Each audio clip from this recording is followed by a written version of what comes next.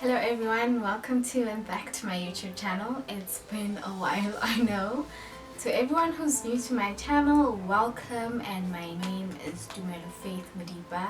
If you are a returning subscriber, thank you so much for waiting for so long. But I'm here and today I'm coming back with another video on all things money. So remember that none of my videos constitute or substitute for financial advice, and if you need financial advice, seek someone who is a registered financial advisor. So I do these money videos because it's what I do, what I have observed and what I learned, and I want to share that with all of you guys. So in today's video we are going to be talking about shares, what they are, what are the benefits, how you can buy shares, and some basic terms associated with shares. So the first thing first is, what are shares? So shares, by the way, I wrote down notes, so I will keep looking down so that I tell you guys all these things and I don't leave anything out. So do forgive me if you feel like I'm looking down a lot. Anyway, so shares are ownership or interest in a company, whether in part or whole. By part, it just means that you don't own everything. Whole means you are the 100% shareholder. This ownership entitles you to profits, and when these profits are declared to the public or to the shareholders, they are referred to as dividends. So dividends are basically just the company saying, well, this is what you get, or these are the benefits of having your money invested. So the other benefit of shares is when the price of the share rises, you also do get to now appreciate the rise in the price. So that is also the gain that comes with having shares. So shares basically just means that you own a share or a part of the company in which you have put your money in. There are different types of shares. I will not try to go high level on them. I will just explain them as basic as I possibly can.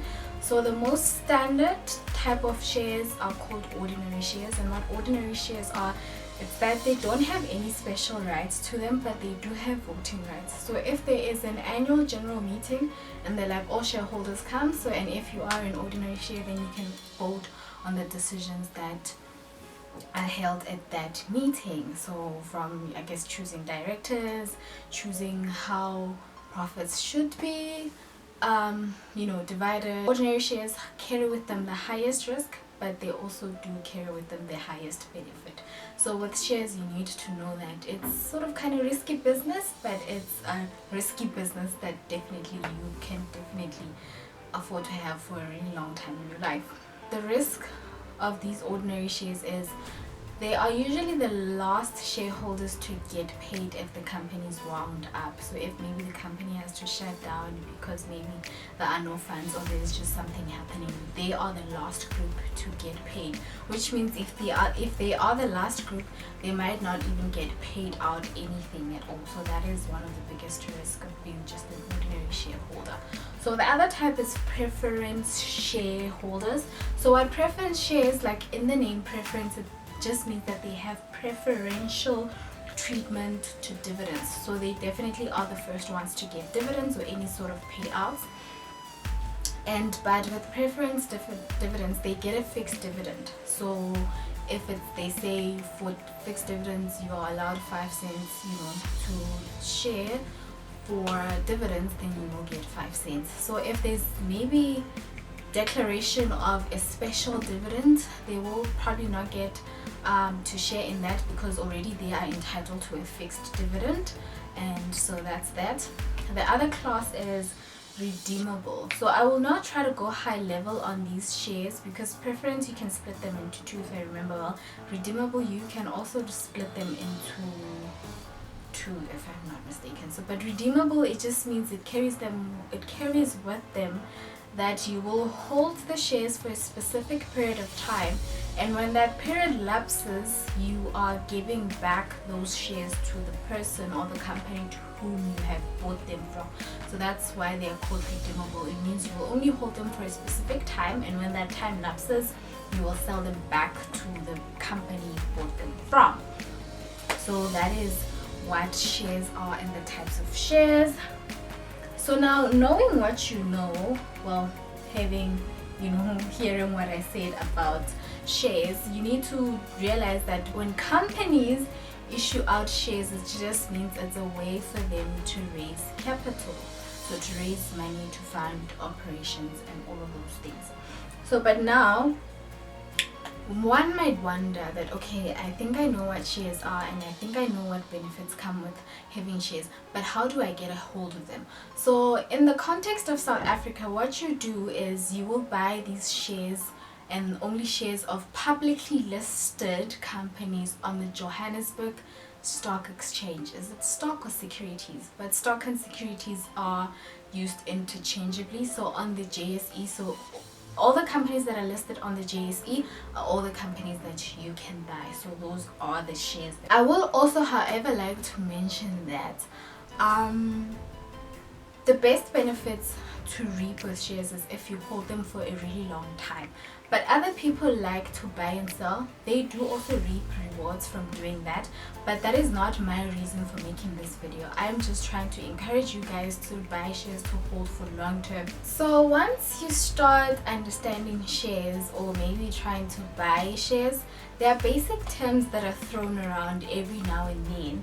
One being share price. So share price just means the amount or the value of the share at that specific time. So that is how much you would pay if you wanted to buy that share at that time. Holding, it just basically means the stock or the share that you have bought. So if they say you're holding, it just means the share that you have or are now entitled to. Dividends, which I did mention earlier. So dividends are basically the returns of ownership of a share.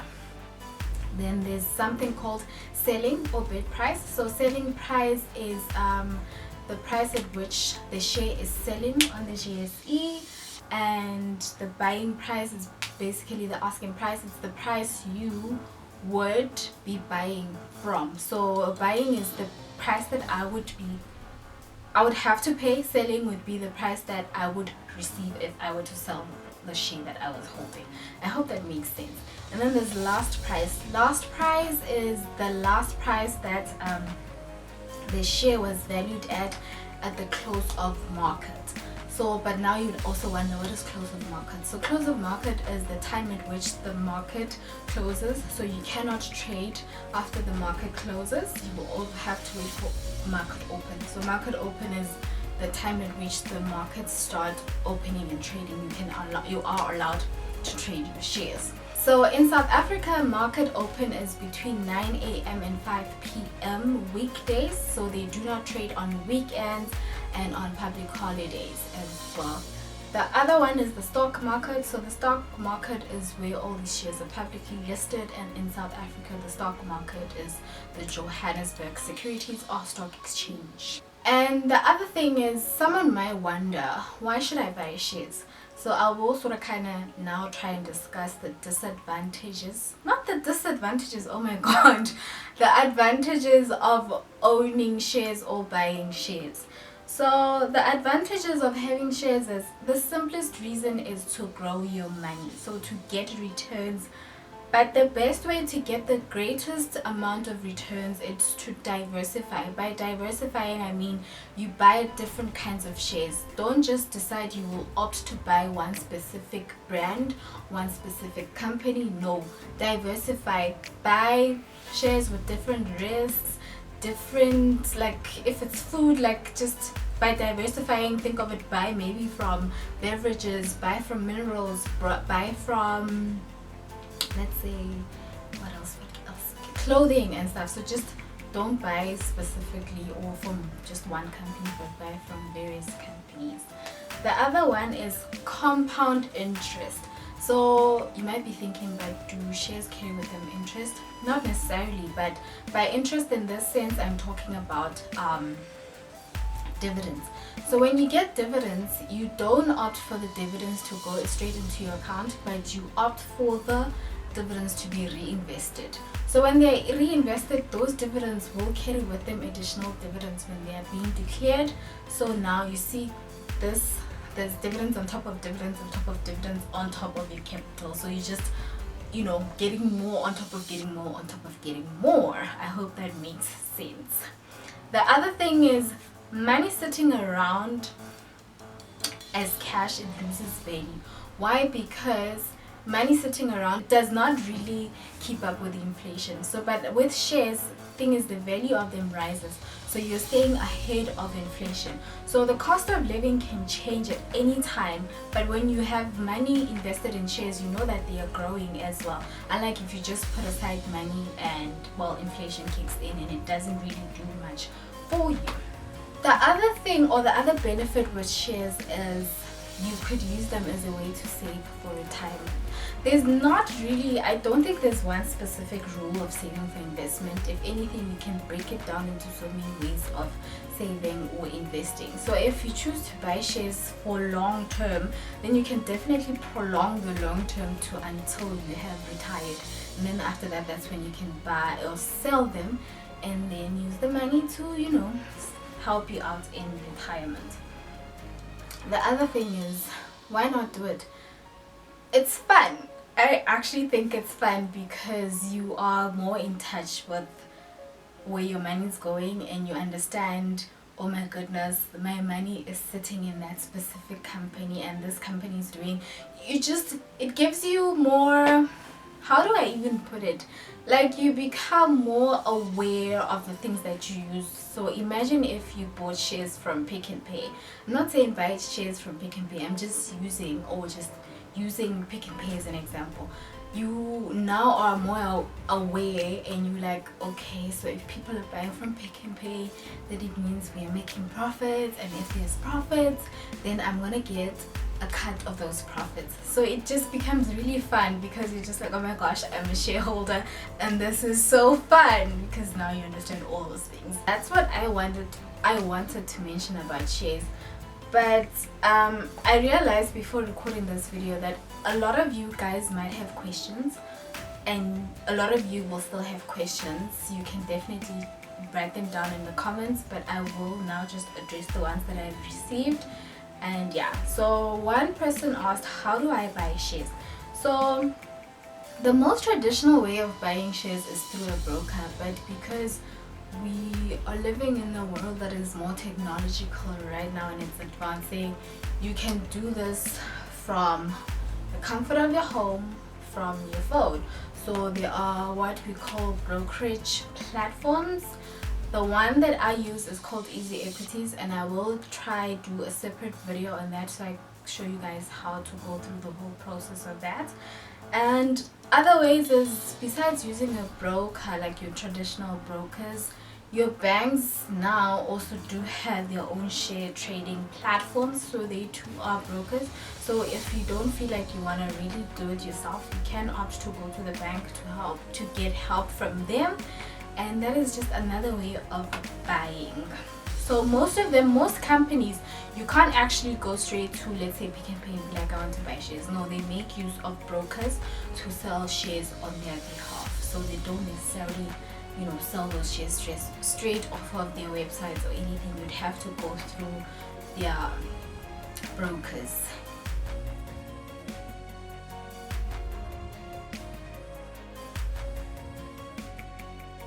The other question says, how do I earn or make money through shares? So the way you make money is, first, when the value of the share rises from how much you had initially bought it from.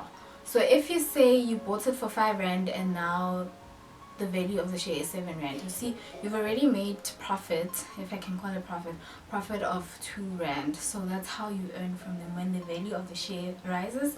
The other way is when you receive dividends. So your money is not just sitting and idling there, you're also just receiving returns for putting your money there. So that's either when the value goes up or when you get dividends from the company which you invested your money in. The other question says, can you earn monthly from shares? And if you can't earn monthly, how long does it take to get to a point where you can earn from shares on a monthly basis? So I will answer this in 3 ways. The first one is potentially given how the market is behaving.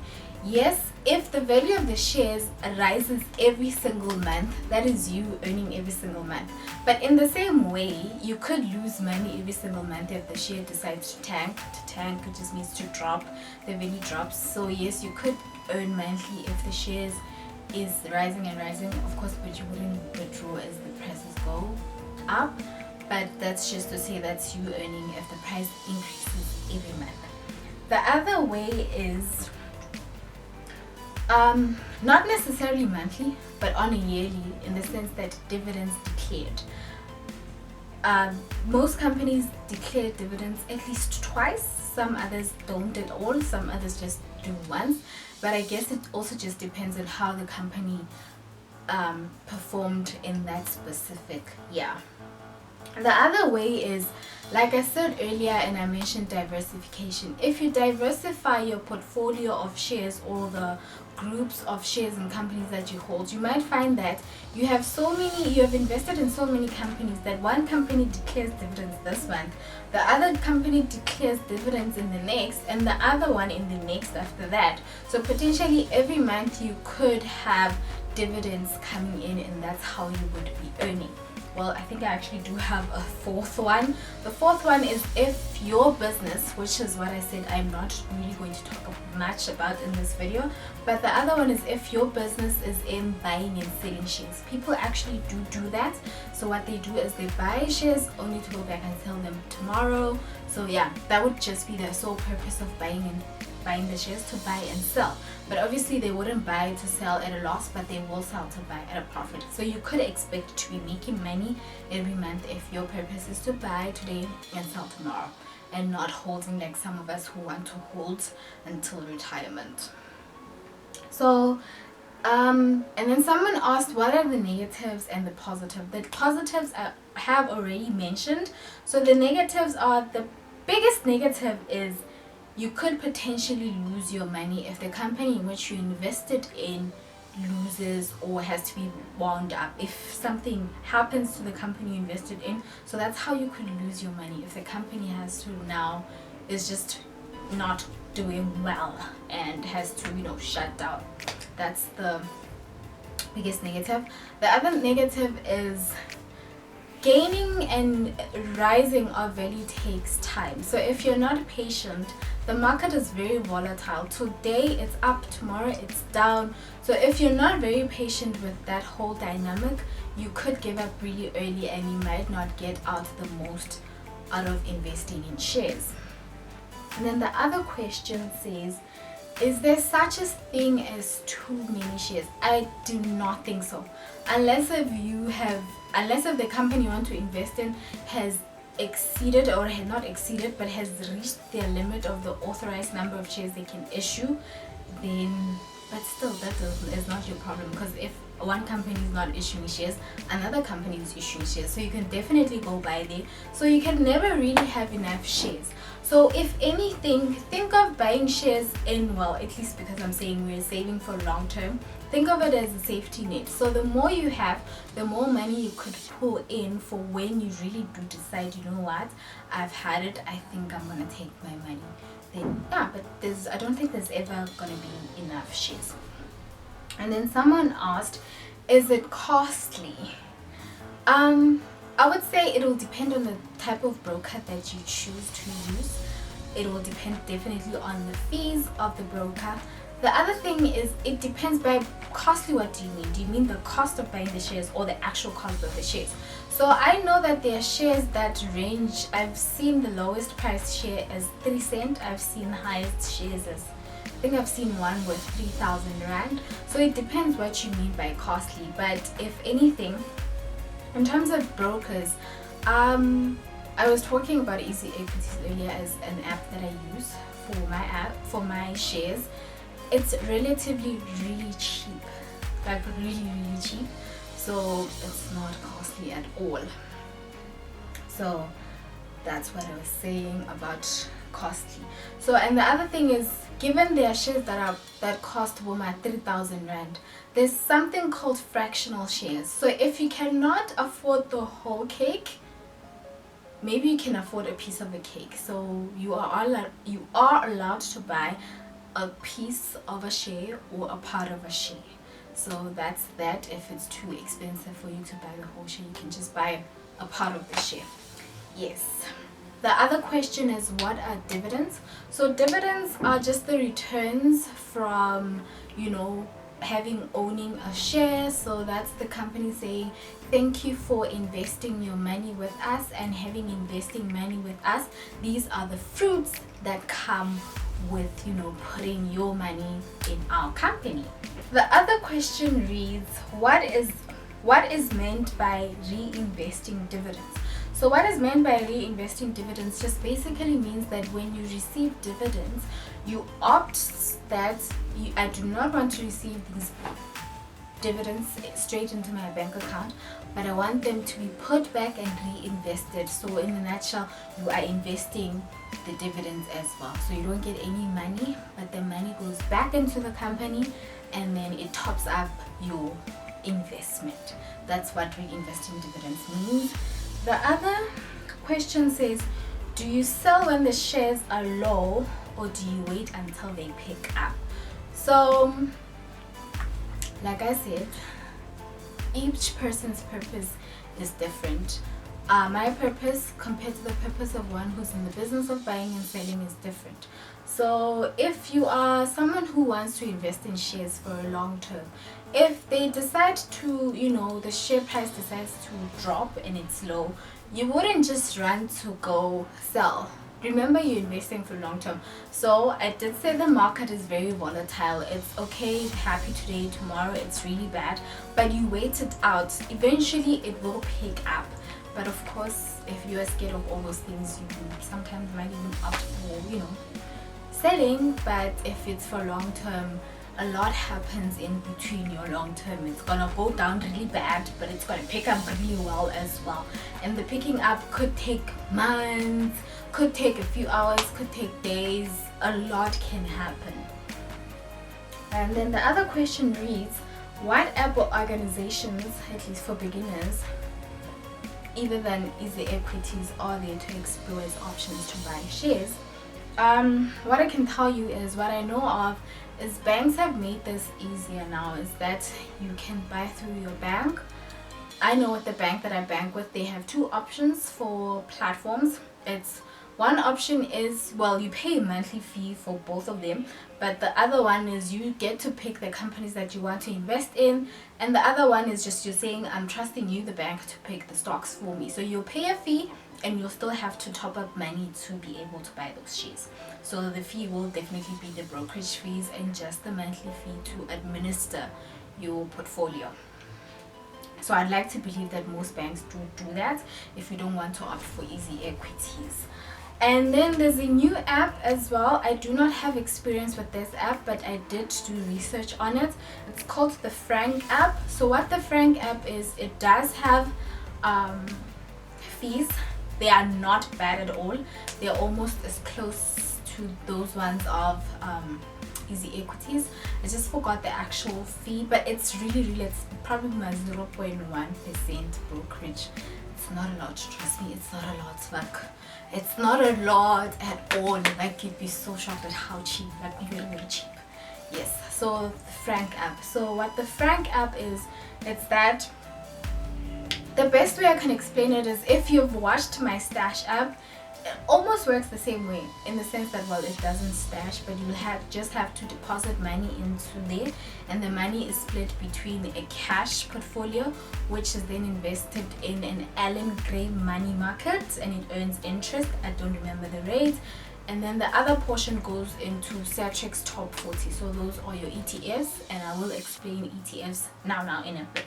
So you have that option. If you don't want to go use Easy Equities, use the Frank app. Unlike Easy Equities, with the Frank app, you don't get to choose any other sort of equities. You're just maybe, let's say, restricted, but you can only just buy the top 40, the Satrix top 40 shares. Unlike with Easy Equities, you have a pool, not even a pool, like an ocean, if I can say, an ocean of options. And yeah, that's that.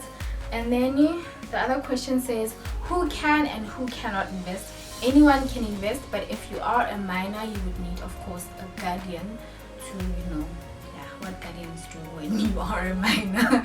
So yes, but everyone and anyone can invest, but of course there are those people who have to be helped by a guardian, because I guess it also has to do with whether people are in, you know, sound mind. I think that's the word they use. Someone has to be in a state of a sound mind. I think that's how they say it. If you know the correct saying, please do share it with me in the comments. And then the other question says, do I constantly need to keep track of the value of my share? If you're investing long term, I don't see why you need to be looking, because that just might be stressful for you. Maybe realizing that your share was at 200 rands, and then you wake up the next morning it's at like 10 cents. How are you going to feel? Stop doing that to yourself. Just leave it, because your purpose was, I'm investing for long term. Leave it. Long term is not a month. Long term is probably a lot of years. So don't do that to yourself.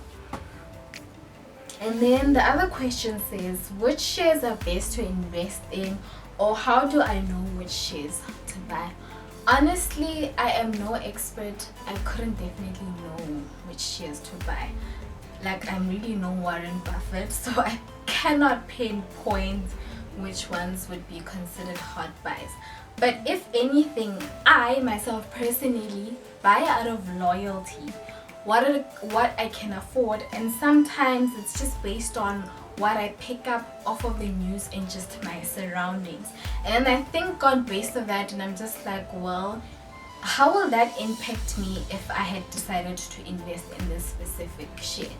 However, there are other ways to, you know, help guide choose which share to buy, but I feel like those are high level, and I do not want to make this video very high level, in the sense that people, when they decide how to buy, they assess the risks associated with that specific company. They look at the index, they look at, you know, a lot of things, and I don't want to do that to all of you guys. All I'm saying is I buy out of loyalty.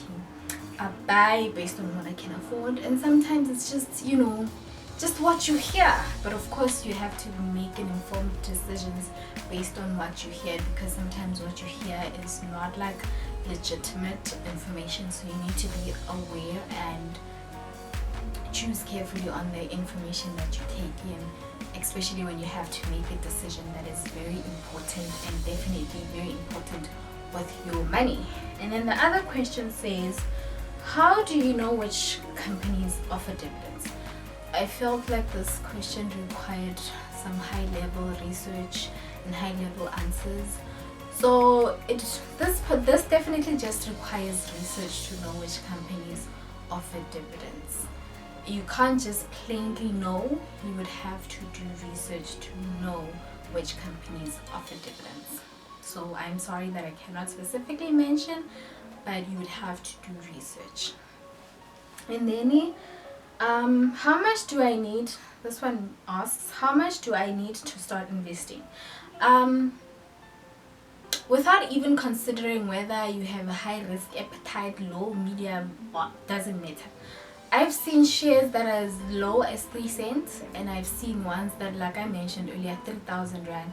It just depends on how much you're willing to buy for those shares. And the other one is, of course, considering the shares that goes into the actual buying, so your brokerage fees and, you know, admin fees if you're using maybe your bank. And the other one that I did mention earlier was, if you cannot afford the whole cake, buy a piece of the cake. So fractional shares are also an option. So if you buy a piece today, next month you can buy a piece. Eventually, after so many months, it becomes the whole cake. So it will move from being a fractional share to a whole share. And then the last question says, what is an ETF? Oh my gosh. Yeah, I'm gonna try and make this as simple as I possibly can. So an ETF is an acronym. In full, it reads exchange traded funds. So what exchange traded funds are, exchange traded funds are securities that track indexes, commodities, currencies, and sometimes even assets. So they are not necessarily shares, but they behave in the same way as shares. So what happens is, a company will have a collection of shares, and then they will have an ETF on the side that just tracks the behavior of these shares. So what you do is, for instance, there's something called, yeah, you could have a company and then it has an ETF of the top 40 shares. So that company might have maybe shares in the top 40, but then also an ETF that just checks how everything in the top 40 is behaving. So the provider of the ETF will, yes, the provider of the ETF definitely holds the shares, but because you're buying from the provider, you are not the owner of the shares, but you do, however, do get to reap, the benefits of those ETFs. Oh my gosh, I hope this was understandable. But in a nutshell, no, they are not shares. It's just they behave in the same way as shares. So if they're tracking maybe the shares that Pick n Pay, if the shares that Pick n Pay go up, the ETF will go up because it's tracking the behavior and movement of those shares. So that's what ETFs are. I hope that this video, guys, was informative. I really have wanted to do this for you guys for a really long time, but at the same time I needed it to be understandable for you guys. So I hope this was it. I tried recording this video so many times. The one time that I thought I had it, it came out blurry. Everything was so blurry, and I'm just hoping that this time this is it, and I hope that you guys are enjoying it. I will do a second video in which I walk through easy equities, how to buy on easy equities if you are considering using easy equities as a broker or a platform for buying shares if you've never bought shares and you would just like to start buying shares. And that's it for now. This is me saying bye, but of course not for a really long time, I hope. And I'll be seeing you guys in the next video. Of course, remember, live your best life, and at the same time, yeah, be good to yourself, live your best life.